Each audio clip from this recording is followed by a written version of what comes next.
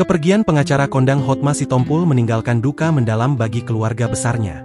Diketahui, pengacara senior Indonesia Hotma Sitompul meninggal dunia setelah dirawat selama beberapa hari di Rumah Sakit Cipto Mangunkusumo Kencana, Jakarta Pusat, pada Rabu, 16 April 2025, pukul 11.15 waktu Indonesia Barat.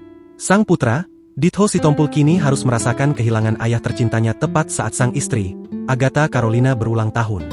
Hari spesial yang seharusnya dirayakan, kini harus menjadi duka bagi keluarganya. Dari unggahan Ditho_Sitompul, ia menuliskan curhatan pilu kehilangan sosok sang ayah.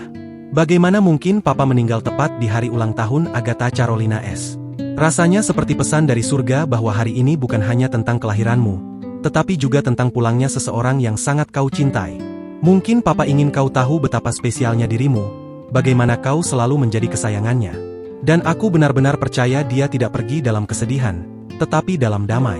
Kasihnya masih hidup, melalui semua yang telah dia turunkan ke dalam hidup kita, tulisnya pada Kamis, 17 April 2025. Di tengah perasaan duka itu, Ditho tetap memberikan ucapan menyentuh untuk istrinya yang sedang berulang tahun. Ia berterima kasih kepada sang istri yang begitu setia dan rela merawat ayahnya dalam keadaan suka maupun sakit. Terlihat dari unggahan Instastory-nya, Ditho membagikan sejumlah potret kondisi Hotma yang tampak kurus diduga akibat sakit yang dideritanya. Hotma tampak tak berdaya duduk di kursi roda didampingi anak-anak dan cucunya. Download Tribun X sekarang, menghadirkan lokal menjadi Indonesia.